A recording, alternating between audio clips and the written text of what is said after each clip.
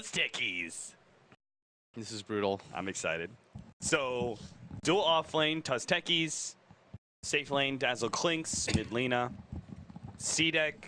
I mean, what's your best options versus a Techies? I mean, they could get a Zeus, right?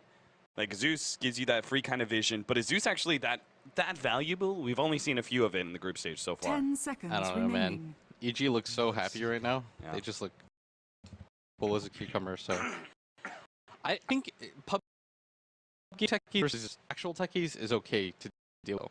Like, and it's not like EG have the best snowball. They don't have the best lineup to go ultra 6-slotted on all their heroes, right? Yeah. Like, Tusk isn't the best hero to have as an ultra late game hero. Lina's pretty good, but Clinks actually isn't because he just has kind of terrible stats. Right. So it's probably okay to be in this type of position. Prepare for battle. Cobra looks so much like me. Just wait until you lose that weight. All right, guys, welcome in to everybody tuning in on the live stream. We've got Evil Geniuses facing up against CDEC, probably the most hype match of the day. CDEC have been doing extraordinarily well in the group stage, probably blowing pretty much even the most fervent CDEC fanboys' wildest dreams out of the water with their performance so far. But they are facing one of their toughest opponents, Evil Geniuses, who have been a pretty standard top 3 prediction for most analysts. Yeah, EG is... You look smart by just calling EG a top team, right? Mm-hmm. Like, it's not a very difficult... Yeah, it's not a very difficult association to make. You say... It's like saying Secret's going to be really good at this international. All right. Or LGD. Like, everybody thought LGD was... I think that was... I know people like to say Vici, but I'm pretty sure I heard most of the personalities. No, way more people had LGD. Yeah, LGD as like a 3rd place slot, and Vici Gaming was more like a 5th place slot. So things are kind of evening out. I guess the biggest surprises for me are both CDEC and Empire. I thought Empire would do a lot better, but so far it hasn't happened. You and me both, buddy. Yeah. You and me both. But this is pretty much a game of like 2 titans. CDEC is a team that has so much going for them. They're a huge underdog. I mean, they're clearly proving they're not an underdog, actually. Yeah, anymore. Like, going into this tournament, they would have been, like, if this was the first match of theirs in the group stage, they would have been, like, the biggest underdog. But as we can see, CDEC, they're just hoping to be able to get, I mean, just a tie they'd be happy with against Evil Geniuses. EG really want to be able to take this clean 2-0. We've got a Sumail Lina facing up against Shiki's Bloodseeker in the middle lane. A bottom lane, we do have an aggro tri-lane of CDEC. We've got Aggressive, Q, and Gardner. They've already brought counterwards to lane and managed to take away First blood mid. A-Wise. Oh, the ticks, and there it is. Sumail, that last Dragon Slave, is able to pick up the kill.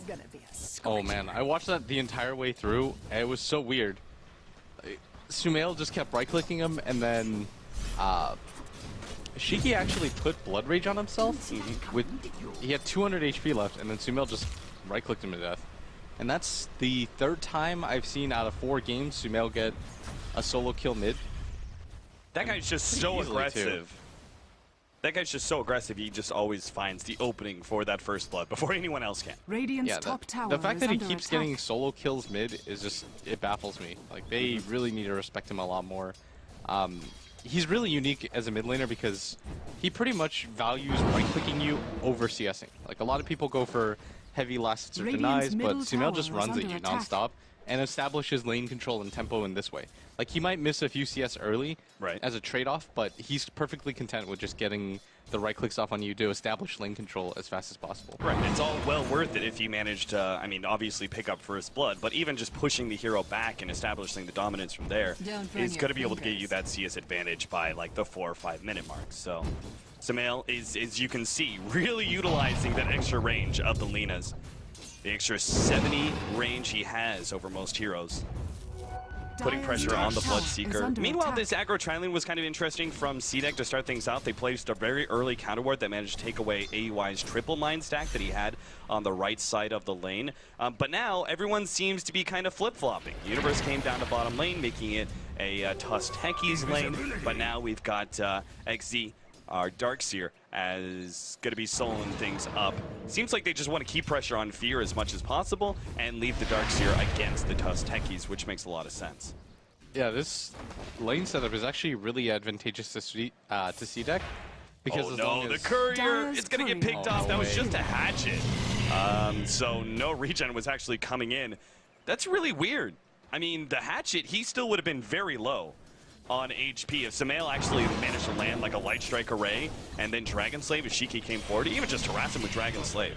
Like Shiki, unless he can somehow get those last hits underneath the tower with Sumail up in his face, I just don't see how a hatchet by itself is good enough. Man, isn't that the Han term? Hatchet? It is. I'm gonna say corn blade. It looks like a hatchet, so that's what I always think of. Okay. I think if you're Radiant's bottom CDEC, tower you is actually under have Oh, to well, go Fear, with he's going to be going down to the top lane. Oh, barely just managing to pick up that kill towards the tail end of it. Garter setting it up with the long-range Fissure. Fear just hung around a little bit too long. And CDEC, I think this is one of the biggest things that we've seen out of the group stage in order to deal with Evil Geniuses. You got to try and shut down some of their side laners, like we saw earlier, right? When eHome were playing up against Evil Geniuses, they first tried to deal with Sumail in the first game, but that didn't actually work out. So instead, they actually let Sumail do what he wants and started putting pressure on the side lanes. It was Universe that was really shut down by eHome. I actually think that's I was just about to say, I think that's the strategy here, is that when you play against EG, in my opinion, no matter what, Sumail has a good game. Like, he's just the type of player that'll snowball. He plays the type of hero that'll snowball back into the game. All he needs is 1 or 2 kill streaks, and then he's fine. I actually think the better heroes to go for and kill, and PPD at top is going to get engaged on, but he should be okay. Dire's middle tower Yeah, is Black under Cannon's attack. already down, so. I just think that it's Fear and Universe. If you can minimize their impact, just lower the amount of farm that they get, and just make the lanes difficult for them. I think that these are the 2 heroes on EG that you want to shut down as much as possible. Like, if Klinks doesn't get a good start, CDEC can apply so much pressure with the heroes that they have. They've got a Visage, they've got an Earthshaker. Those 2 nukes alone can almost kill him. Right. So if you're CDEC, you just want to be able to put pressure onto the Klinks. The Tusk isn't having the best game because he had a lane against Darkseer that was constantly ion shelling, and I think you just accept that Sumail's going to have a good game. Because if he solo kills your mid and he's got 27 CS, he's just going to win this lane. Like, it's not winnable at this point. They're rotating his support and allowing the Bloodseeker to just pure jungle, and I think this is a better move than trying to challenge him. Like, he's probably going to be disruptive, but as long as you can shut out the Klinks during this time, you're going to be fine. Because there's going to be a point where Fear gets his Soul Ring and a Deso, and then he just goes around the map 3-shotting people on CDEC. So it's important that they tempo control him early to delay that timing as much as you possibly can. Right. You want to expand a little bit on Shiki's mid Bloodseeker that is now jungling. Obviously, he's probably kind of just been forced into this, but the general idea, most of the time we see safe lane Bloodseekers pick up like level 6 and then full-time jungle. It's a little bit different with a mid Bloodseeker. What advantages do you really see? Hold up. Top lane, aggressive, he's going to be doped down. The Suicide is there, plus the Mine and AUI will be able to pick up the kill in the Gyrocopter. That is so irritating to play against. Yep. He's just got to be frustrated more than anything. You can't really do anything about that. If you're CDEC, you just kind of have to let wherever that happens happen. But I guess the advantage of having a Bloodseeker mid versus having it in another lane is just the levels that you get. And Dire's actually, top Shiki might be tower going is down. under Oh, Laguna Blades! Oh, it's nighttime, so Sumail couldn't actually land that. gotta be careful Light now. Strike Array still wants to go for Q. They managed to get a couple of nukes on him. The silence goes down as well, but Sumail is still operating with a double damage rune, so they need a little bit of extra help, and that's where Aggressive comes in. But Sumail is bottling up and running the long way around. Carter is here to be able to stop him, though. He's got a Fissure coming up. Light Strike Array already laid down. Not going to be able to get off the Fissure in time. Sumail will still be traded away for a support, though. Aggressive, well worth his rotation over. Yeah, I think Sumail made the right idea there. He was trying to catch Dire's Shiki, top and if he had tower is done the under Laguna attack. Blade, it would have been well worth it. But I think the advantage of having a mid Bloodseeker is that you can put something, you don't have to prioritize picking him like this, and you can put another better hero that does more damage into the safe lane, like the Gyrocopter or the Razor, and at top.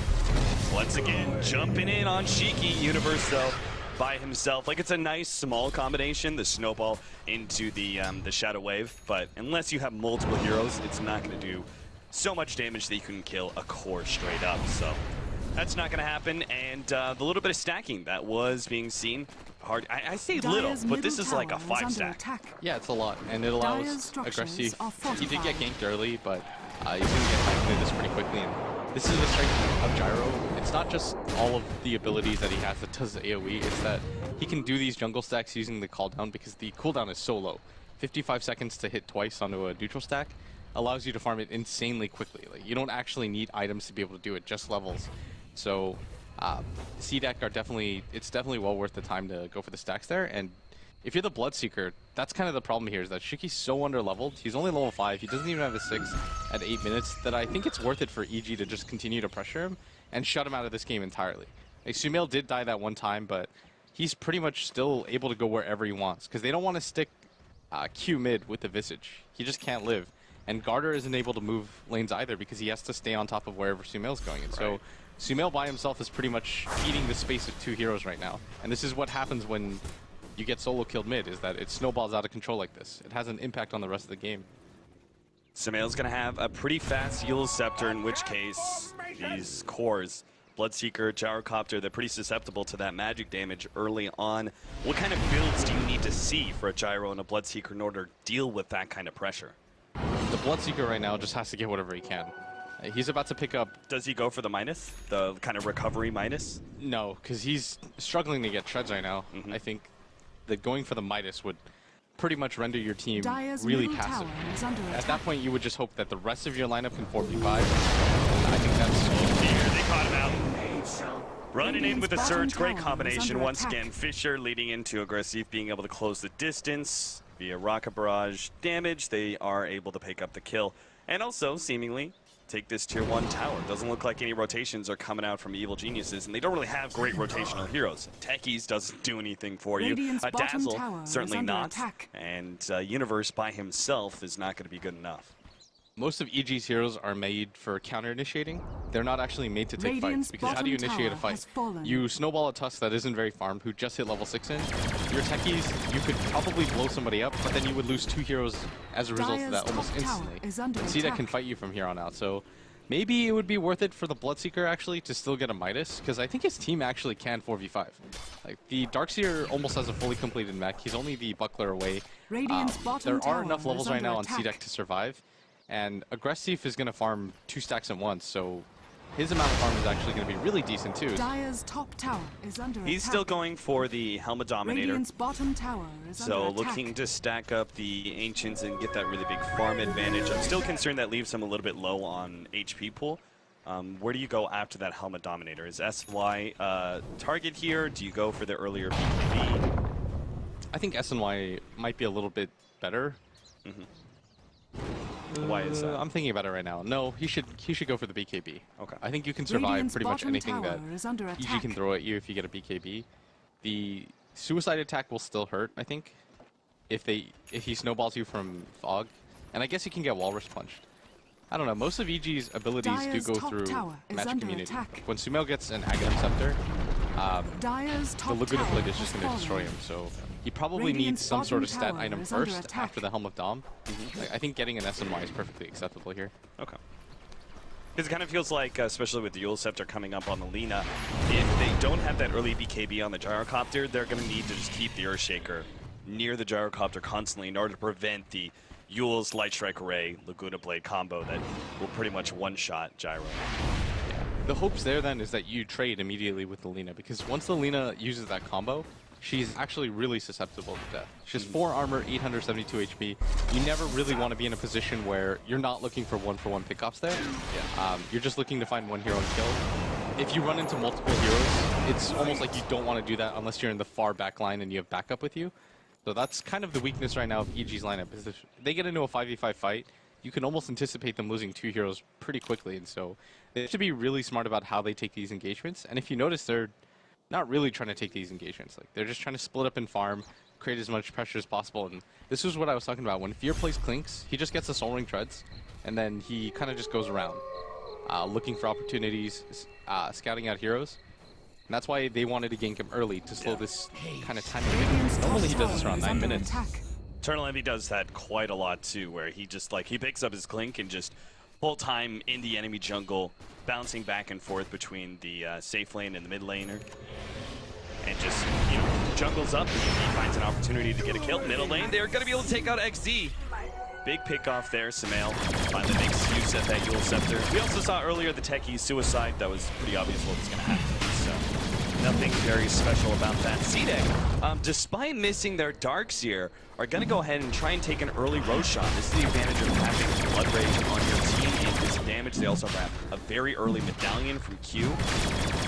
And it seems like, due to the lack of vision from Evil Geniuses, they're not going to be able to spot this one out in time. This is so huge for CDEC right now. This is the safest objective that they can go for because they don't know where the mines are. They don't want to have to focus on that. And they realize that EG just can't fight into them right now. Like, the Earthshaker plus their supports are just better. Alina can't really do much against the lineup that CDEC have, especially once she blows her Yule Scepter. And there's not much that can protect her. Like, the Dazzle can grave for you, sure, but Dazzle's not an offensive hero. Techies is definitely not an offensive hero. It's like a passive-aggressive hero. You wait for people to die to you first, and then you can get aggressive on the map. But CDEC have an incredible 5-man roster, and I'm a little bit worried right now for EG because with that Aegis, it's going to allow Aggressive to get really aggressive on the map. The Bloodseeker's steadily starting to catch up. Like, he hasn't died in quite some time.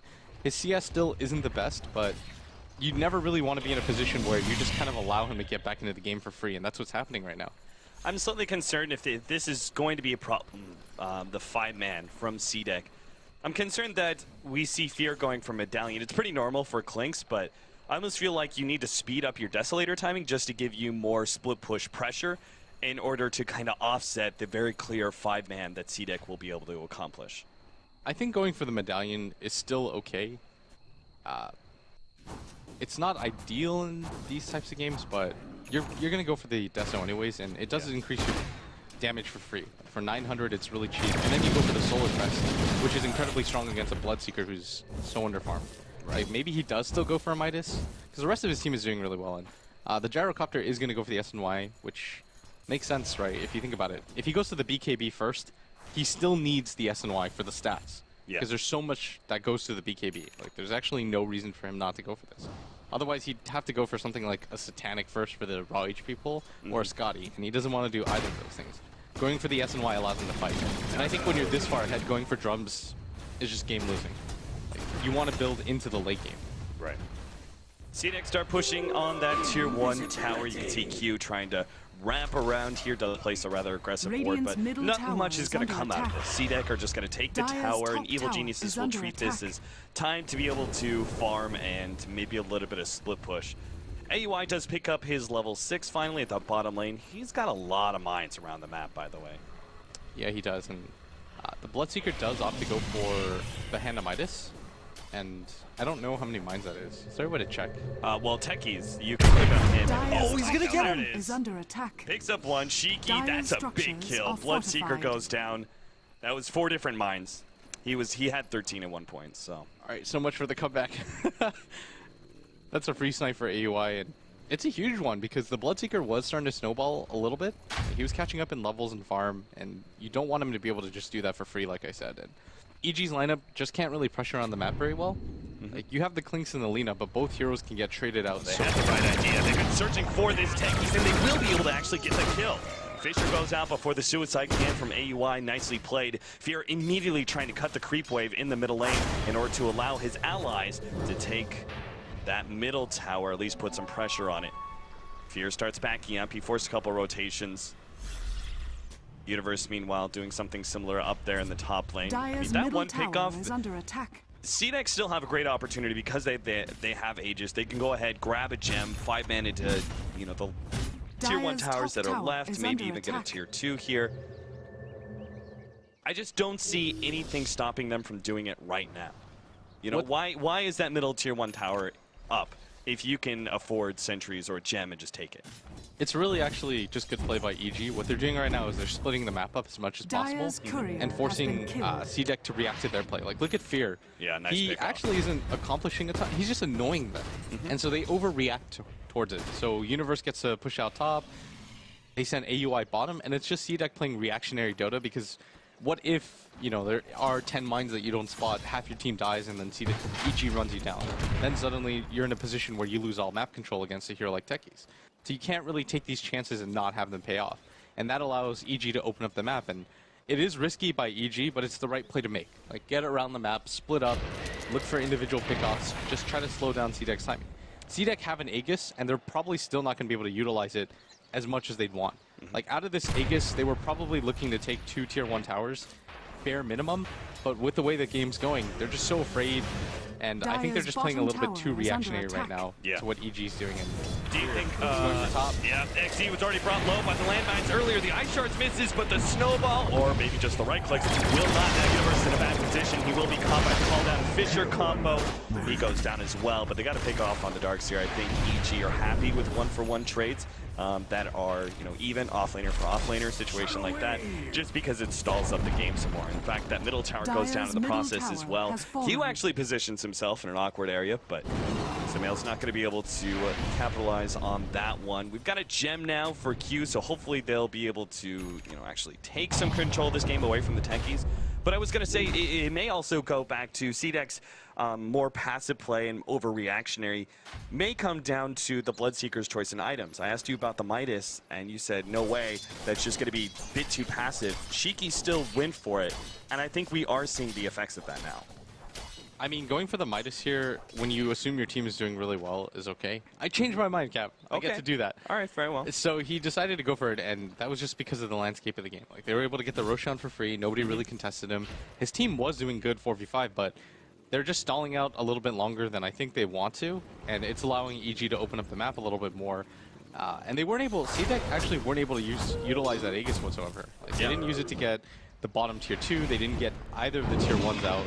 They had taken that tier 1 really early, and so this Roshan was probably just an objective they thought was really safe. There's no way that you can have mines there.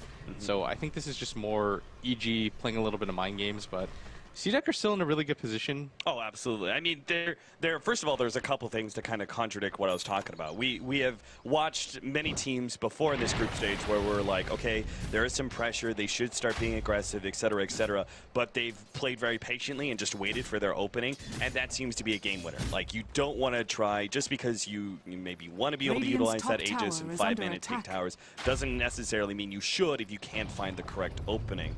But also another thing is that CDEC do not have bad late game by any means, right? EG, they're left with, Tusk, which is a little bit questionable. Lina's obviously good, but, is Clinkz really going to be able to out-carry heroes like Bloodseeker and Gyrocopter? No, but that's why Fear is building towards the mid game right now. He's getting a Deso soon. I mean, the great thing about Clinkz's item build is it allows you to both pick off heroes with the Medallion of Courage, which I think is why he just still decided to go for it. It's just a good item. Like, it gives you good, it gives you some mana regen, the armor is really good, and the Valor ability is fantastic, and so it allows you to look for solo pickoffs using that, and the Deso allows you to both pick people off for cheap, and it allows you to split push towers, which I think are both necessary for winning this game for EG. Yeah, I think that's one of the critical reasons. I mean, we talked about how this meta, like, you and I had a conversation very early on to the patch where it was like, okay, this seems to be like very team fight, like the intelligence heroes in general got buffs. We're going to see more intelligence cores come forward, which are more about team fights and maybe some push. That means there's going to be a natural reaction to split push, right? Like, there's going to be, if you don't want to fight, you want to try and split push. It seems like Desolator being such a cheap item, as well as being able to offer you that, is a prime reason why Clinkz and Templar Assassin are seeing a decent amount of play. And the CDEC are smoked up, and they're running in, and they've got a gem, so they're feeling pretty confident in leading with the Fisher. Echo Sam actually still controlling Sumail a little bit. They've managed to get a Rupture on him. Sumail's just going to make the straight TP out. Universe, he actually managed to save his ally. Now, Universe is going to give up his own life for that, but it's still a big win. That was a 5-man gank, and only got the offlaner there, saving the much more critical Lina in order to pick up her Blink Dagger. And all the attention down at the bottom half of the map means that Fear is now able to take that tier 2. It's denied by Aggressive, but it's still map control taken. Yeah, now you've got a Deso on Fear, and his team's done a really good job of splitting up the map for him. He's level 13 on the map right now. When it comes to net worth, he's just behind the Gyrocopter, ahead of the Bloodseeker and the Darkseer. And he's going to start to snowball, as this build is so cost efficient, Austin. It just allows you to get ahead, and split pushing is so easy. And CDEC, when you're playing against a Tusk techies, it changes things. Like, it messes with your brain. You think to yourself, we have to 5-man, we have to stick together, we have to go and walk around with our gem, because what happens if AUI had smoked up and, decided to place 20 mines in our jungle? We don't know these things. And so it messes with your head, and in this mid lane. Yeah, he's trying to go on aggressive, but at the same time, Fear's come in from behind. He's going to be forced back with that Blood Right. PPD is in an awkward position. He should be going down here. Shallow Grave will save. For the meantime, they want to go farther up. Sumail actually came in and tried to go for Shiki, but it looks like because of that, they started to go up for him and didn't manage to get PPD. At least not yet anyway. They already have the missile coming out with the vacuum, bringing him over the fissure for the kill. Aggressive gets it with the flak cannon. Now that tier 1 glyphed up. CDEC will be able to take it. The rest of Evil Genius is quick to just try and split push as much as possible. And AUI has actually boosted straight for an Aghanim Scepter. So this obviously could be a huge factor. This means it's going to be very hard to push uphill to start with if CDEC ever find that opportunity, but you just never know if AUI is going to be able to single-handedly win a team fight at this point. Sumail's going to come in, kill Scepter onto the Gyrocopter. He does not have the BKB, but the Light Strike Array missed. And that means AUI didn't get the opportunity to lay down the mine where he wanted. Now the cooldown's going to hit him, so he just suicides up. He realized he's 100% dead, so missed opportunity there for Evil Geniuses. But they're still forcing very defensive rotations out from CDEC constantly. Yeah, if you notice, they're so afraid. They're just walking as 4 constantly. They're just thinking to themselves, okay, what if there is somebody down here? What if there are more mines? I mean, every single person can relate. This is like the one time where you could really reference playing pubs, where you just have been conditioned in this patch to respect techies. You walk up a hill, you dead, and then you're just like, why? Why did I do that? I knew this was a bad idea. And you just don't want to live in that type of regret. And CDEC just continues to play reactionary Dota, but I think with this BKB on aggressive and the next Roshan, this is when they make their move. Yeah. They are behind in net worth, but this is where I think they're going to say, we should even things up. We've got a Blink Dagger, a level 11, we've got a gem. There's not a whole lot more that we can ask for. You could get another BKB on Shiki. I think that's probably what you wait for, and that's the timing, is that you've got to hit timings in Dota. You can't simply just say, make arbitrary moves and be like, let's push bottom. Like, you got to have item timings. Like, once you get a BKB, what are you really going to get that's going to change anything? You're not going to farm for another 2,000 gold without applying pressure. So I think the smarter thing right now for CDEC to do is split up the lanes, push them back, make sure you're not getting split pushed. Oh, Echo Sign gets laid out. Carter showcases that Blink Dagger. PPD still going to be caught by the call down. They're going to turn around and try and complete Garter's kill, and they will get it. But Sumail has to commit suicide there, and they got PPD there with the tail end of the vacuum. XC nicely played from CDEC. 2-for-1 exchange, of course, one of them being a suicide, but it's still lost Bloodstone charges for the Lina. And seeing that timing, I was going to bring up this same exact thing. CDEC, they're about to pick up double BKB, despite the fact that they're a little bit behind in net worth and experience. They can definitely, change everything here by utilizing those BKBs to win some fights and take some towers. EG, though, what's the correct response to that? You don't want to fight, right? You do not want to fight into those BKBs. You just try play like very aggressively like Sumail just did and go for a pick-off on somebody. Force defensive reactions from CDEC. If you can make trade-offs or even just get free kills, it delays CDEC's push. Yeah, exactly. Delay, delay, delay. That's the name of the game for EG. Even if EG have worse late game, they have much better pick-off potential, and their heroes are just irritating to play against. Like, CDEC don't have the best pick-off potential because their Bloodseeker is so underfarmed. Like, if this was a level 15 Bloodseeker with SNY, BKB, then maybe, but they're actually going to get another kill here at top, and that's a big one onto the Gyrocopter. This just further delays the timing, and they might get Universe. Yeah, Universe is going to be caught here, and Chant Totem slows him down. They will pop him. Nice and quick. Still, though, the Gyrocopter kill, much more valuable for Evil Geniuses. It just delays the timing even more. I know we've said that 100 times, and people must be irritated by now, but this is what CDEC don't want to happen, because they've got a BKB on both their cores. They have dire side advantage. They've got a medallion, so Roshan is free, but EG, if you even slow that timing down by 4 or 5 minutes, you're going to start to snowball on items. As we see, Sumail has a dominant lead in net worth. The Clinks' items right now are particularly strong. Oh, AUI, can he get the suicide off in time? Nope. Not quite. Still, though, Fear's going to come in from the side. Uphill advantage. Doesn't really matter too much. He's still just doing so much. XZ drops quite low. Sumail actually blinks forward, going for more here. Shiki actually forced to pop the BKB. XZ, the last right click. No, still 70 HP. But that cheap damage from Fear. Oh, he actually ran out of his Death Pact. I think that was the last bit of damage he really needed. I actually thought he was going to get him because the weave was on the tail end. Yeah, he had both. I think he also had the medallion on him as well. Yeah, now EG actually have control of this Roche area. Fear's got a Deso and a Medallion of Courage. This is going to allow them to do it. so quickly. CDEC don't have their Earthshaker, but I still think you have to take this fight. You've got your BKB up on your gyrocopter, but it's going down so quickly. I don't actually know if they have time to respond to this. No, with the blink in, they definitely can. Already get a two-man blink. Universe popping that snowball in order to dodge some of the damage, but he's still going to go down here, slowed down by the Shell Grave. Fear turns and fights aggressive as best as possible, but maybe realizing this is a bad idea. He'll still get the kill, but he's stunned up by the homing missile and will be taken out by Shiki, it seems, as the return. Oh, is he going to get away? No, Shiki, he just needs the extra bit of movement speed. He'll catch up with Fear eventually, it looks like. Sumail, oh my goodness, he actually yules, but the Vintage finds him in the end. Shiki goes down to Sumail, though, as the Laguna Blade strikes him out nice and quick, funnel it down. PPD needs some help. Fisher gets laid out onto him. He will be chain stunned out of this one. And in the end, they managed to stop the Roshan. CDEC are probably going to be happy that they at least keep that intact, but they lost their two very important cores. Yes, they got 3 kills for it, but Gyrocopter and Bloodseeker down. It makes it, I would feel like a rather even fight, just because the cores maybe didn't get as much Dire's from CDEC. top tower is It will under be attack. advantage CDEC though, because they're going to get the Aegis out of this. This is the benefit of being on the Dire side.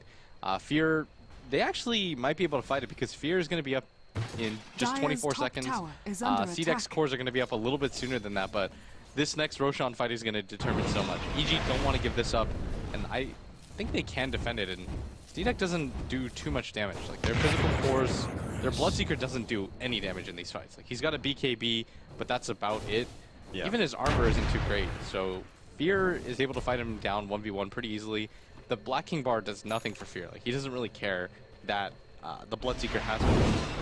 And he's got a BKB of his own now, and so it's going to be really easy for EG to engage this. And I think they want to. I'm just not so sure CDEC's going to be able to take that Roshan now. It seems like we're going to have a big fight. And they already have a couple mines inside of the pit as well. Roshan's healed up to about half HP. Fear starts leading things off. Shiki throws out the Blood Righteous to get some vision inside the pit.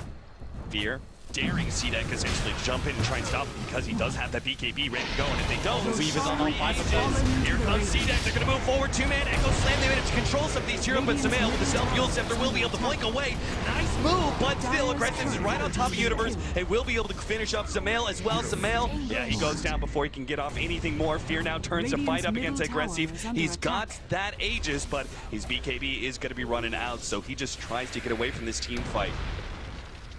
And they're struggling really hard to lock people down. PPD, grab that haste? Oh no. He will die because of that. I don't think it would have mattered. He is so dead right now. That was such a good fight though by CDEC. Like, they just, EG didn't really have a lot. They ran out of steam really quickly. That Earthshaker Echo Slam was so huge, but EG Fear can make this okay. Get this Aggressive. He turns, called out, he actually tries to go for the missile, and Fear is now going to be backing back into that one. He knows he has to come into the Gyrocopter. Sumail's going to help him out with the Laguna Blade. They make the 1-for-1 trade-off for the Aegis coming back. They want to fight this? Yeah, they're out. They do not want to get into this fight because Sumail knows This they is have the their advantage. Already, the Yule Scepter into the Light Strike Array, picks up one. Shiki will make the TP out. Great fight for Evil Geniuses after what was kind of a wonky Roshan fight. Yes, they got Roshan, but they lost a number of heroes for it. And if you look at the fight recap, EG walk away with that at the end there with 1530 gold up. And they still lead in net worth despite the Aegis. I mean, they had the Aegis, they almost lost it, or they lost it actually, right? And then Sumail comes in, completely turns around the fight with that Boots of Travel. They completely forgot about the Bloodstone Lina. Like, they just thought that she was going to respawn at a decent time. And the Aghanims techies, yeah, he's done. But I've been watching it for a while. The Aghanim's advantage here, it's not about the minefield sign. It really isn't. Level 2 mines is enough with an Aghanim Scepter to instantly kill the whole entire creep wave. So all I'm watching is AUY push out the waves faster than any other hero really can. You know, like, I